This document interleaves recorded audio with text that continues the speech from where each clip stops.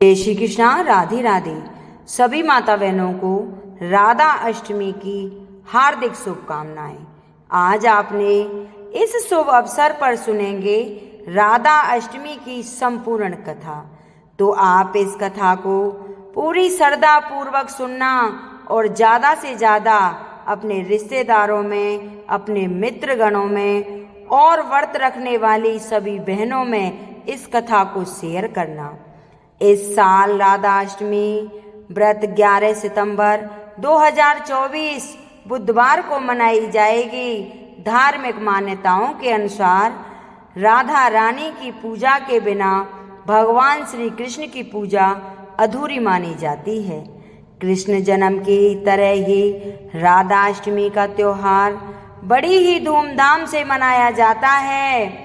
धर्म शास्त्रों में बताया गया है कि राधा अष्टमी का व्रत हम नहीं करते हैं तो हमें जन्माष्टमी के व्रत का पूरा फल नहीं मिलता।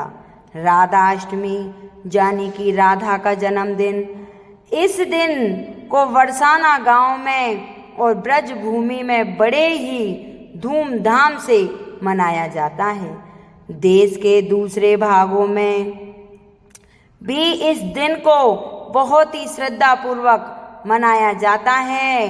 देवी राधा है तो लक्ष्मी जी की ही अंश मानी गई है। भगवान कृष्ण की लीला में सहयोग करने के लिए वह पृथ्वी पर प्रकट हुई थी। कहा जाता है जो भी भक्त कृष्ण जन्माष्टमी से लेकर राधा अष्टमी तक राधा कृष्ण की पूजा करता है उनकी सारी मनोकामना पूर्ण हो जाती हैं। तो आइए सुनते हैं राधा अष्टमी व्रत की कथा। बोलो श्री राधा कृष्ण भगवान की जय। बोलो राधा रानी की जय। कथा प्रारंभ करने से पहले सभी माता बहनों से अनुरोध है कि कमेंट बॉक्स में राधा रानी की जय जरूर लिखें। राधा जी की महिमा का वर्णन करने के लिए बहुत सी कहानियाँ और कथाएं प्रचलित हैं। उनके जीवन में प्रेम और भक्ति की कई अद्भुत घटनाएं घटी। वे भगवान श्री कृष्ण की प्रिय सखी थी और उनकी भक्ति की गहराई ने सभी भक्तों को मंत्रमुग्ध कर दिया। राधा जी के प्रेम और भक्ति ने श्री कृष्ण को भी प्रेरित किया। राधा जी ने हमेशा कृष्ण के साथ गहराई से जुड़ी रहने और उनकी सेवा करने का प्रयास किया। उनका प्रेम सच्चे भक्ति का उदाहरण है और इस प्रेम को लेकर कई अद्भुत कथाएं प्रचलित हैं। एक बार राधा माता श्री कृष्ण के साथ गोलोक में निवास कर रही थी। एक बार भगवान श्री कृष्ण को गोलोक में राधा नजर नहीं आई और कुछ समय बाद वे अपनी सखी विराजा के साथ घूमने चली गईं।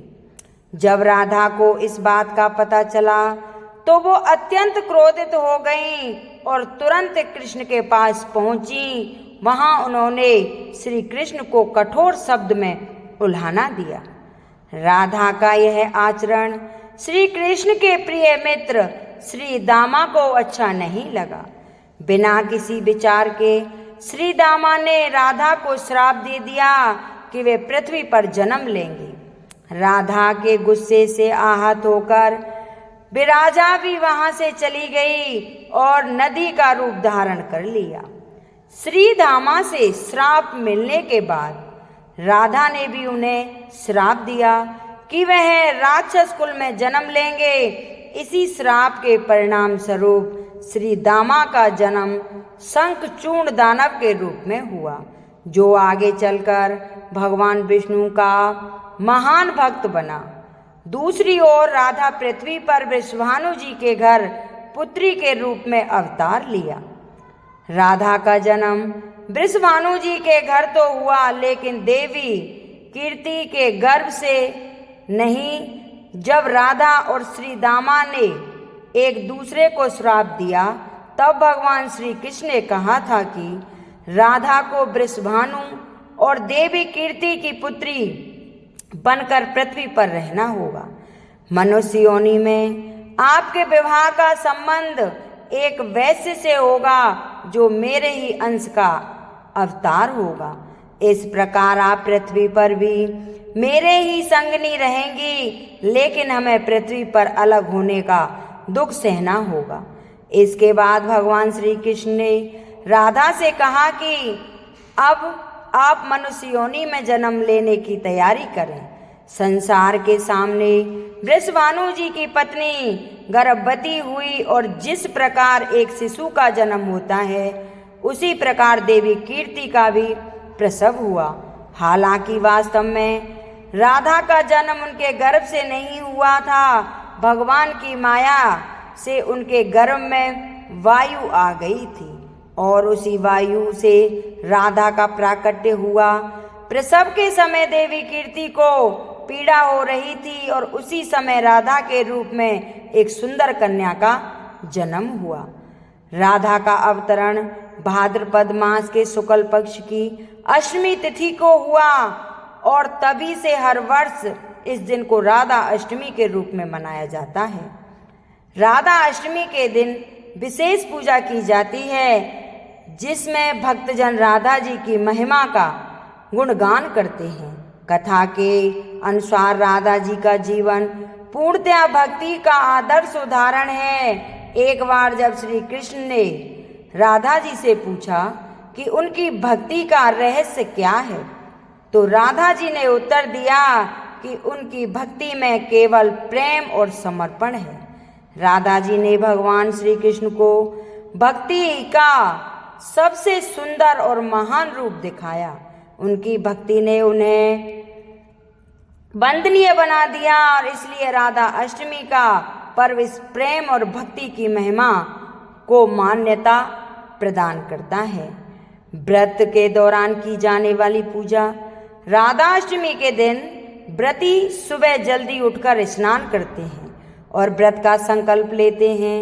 इसके बाद राधा जी की पूजा करते हैं, जिसमें उनकी मूर्ति को सुंदर वस्त्र पहनाए जाते हैं और भोग अर्पित किए जाते हैं। व्रती दिन भर उपवास रखते हैं और केवल फल, दूध और जल का सेवन करते हैं। पूजा के बाद भजन कीर्तन का आयोजन किया जाता है, जिसमें राधा जी के भजन गाए जाते हैं। इस दिन को भक्त पूरी श्रद्धा और भक्ति के साथ मनाते हैं ताकि राधा जी की कृपा प्राप्त हो सके और जीवन में शांति और सुख की प्राप्ति हो। कहते हैं राधाष्टमी व्रत की कथाएं हमें राधा जी के प्रेम और भक्ति की गहराई को समझने में मदद करती हैं। व्रत केवल एक धार्मिक पर्व नहीं, बल्कि प्रेम और भक्ति का आदर्श उदाहरण है।